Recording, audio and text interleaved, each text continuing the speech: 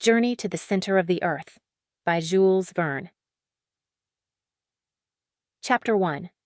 My Uncle Makes a Great Discovery. Looking back to all that has occurred to me since that eventful day, I am scarcely able to believe in the reality of my adventures. They were truly so wonderful that even now I am bewildered when I think of them. My uncle was a German, having married my mother's sister, an Englishwoman. Being very much attached to his fatherless nephew, he invited me to study under him in his home in the fatherland. This home was in a large town, and my uncle, a professor of philosophy, chemistry, geology, mineralogy, and many other ologies. One day, after passing some hours in the laboratory, my uncle being absent at the time, I suddenly felt the necessity of renovating the tissues, i.e., I was hungry and was about to rouse up our old French cook, when my uncle, Professor von Hardwigg, suddenly opened the street door and came rushing upstairs. Now, Professor Hardwigg, my worthy uncle, is by no means a bad sort of man. He is, however, choleric and original. To bear with him means to obey, and scarcely had his heavy feet resounded within our joint domicile than he shouted for me to attend upon him. "Harry, Harry, Harry!" I hastened to obey, but before I could reach his room, jumping 3 steps at a time, he was stamping his right foot upon the landing. "Harry!" he cried in a frantic tone. "Are you coming up?" Now, to tell the truth, at that moment I was far more interested in the question as to what was to constitute our dinner than in any problem of science. To me, soup was more interesting than soda, an omelet more tempting than arithmetic, and an artichoke of 10 times more value than any amount of asbestos.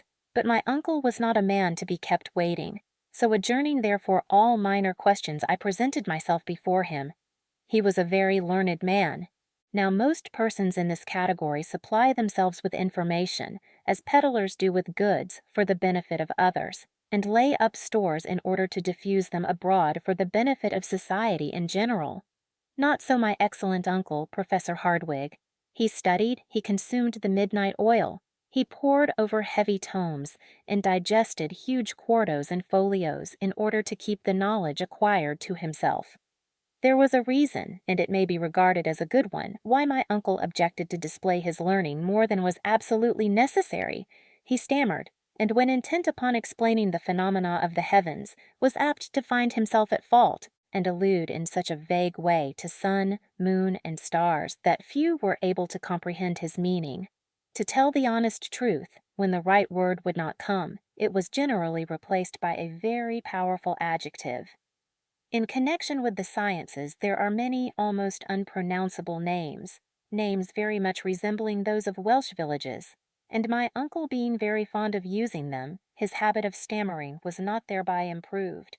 In fact, there were periods in his discourse when he would finally give up and swallow his discomfiture in a glass of water. As I said, my uncle, Professor Hardwigg, was a very learned man, and I now add a most kind relative. I was bound to him by the double ties of affection and interest. I took deep interest in all his doings and hoped some day to be almost as learned myself. It was a rare thing for me to be absent from his lectures. Like him, I preferred mineralogy to all the other sciences. My anxiety was to gain real knowledge of the earth. Geology and mineralogy were to us the sole objects of life, and in connection with these studies many a fair specimen of stone, chalk, or metal did we break with our hammers. Steel rods, lodestones, glass pipes, and bottles of various acids were oftener before us than our meals.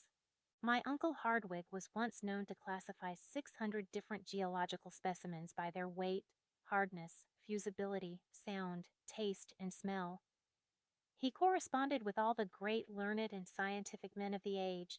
I was, therefore, in constant communication with, at all events, the letters of Sir Humphrey Davy, Captain Franklin, and other great men.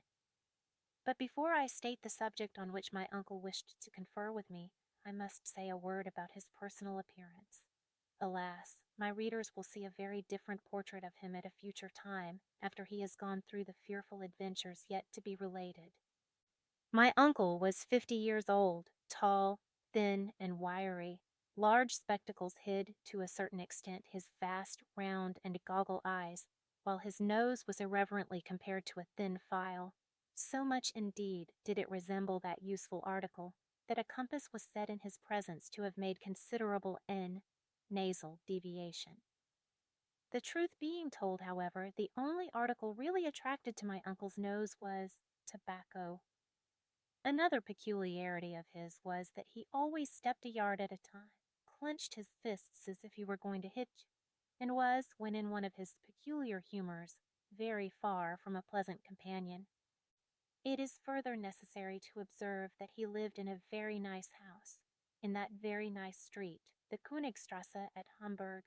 Though lying in the center of a town, it was perfectly rural in its aspect, half wood, half bricks, with old-fashioned gables, one of the few old houses spared by the Great Fire of 1842.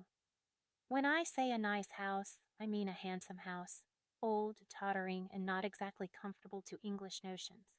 A house a little off the perpendicular and inclined to fall into the neighboring canal, exactly the house for a wandering artist to depict, all the more that you could scarcely see it for ivy and a magnificent old tree which grew over the door.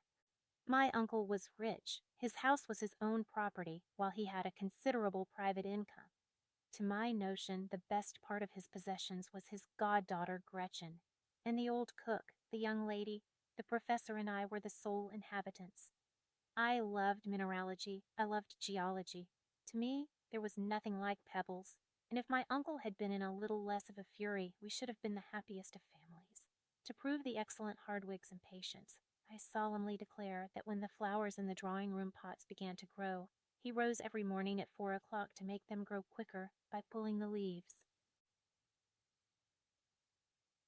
Having described my uncle, I will now give an account of our interview. He received me in his study, a perfect museum containing every natural curiosity that can well be imagined, minerals, however, predominating. Every one was familiar to me, having been catalogued by my own hand. My uncle, apparently oblivious of the fact that he had summoned me to his presence, was absorbed in a book. He was particularly fond of early editions, tall copies, and unique works.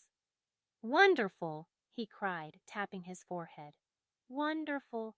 Wonderful!" It was one of those yellow-leaved volumes now rarely found on stalls, and to me it appeared to possess but little value. My uncle, however, was in raptures. He admired its binding, the clearness of its characters, the ease with which it opened in his hand, and repeated aloud half a dozen times that it was very, very old.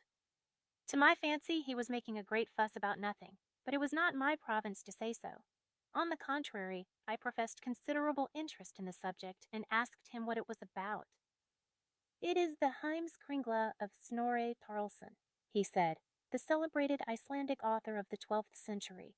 It is a true and correct account of the Norwegian princes who reigned in Iceland."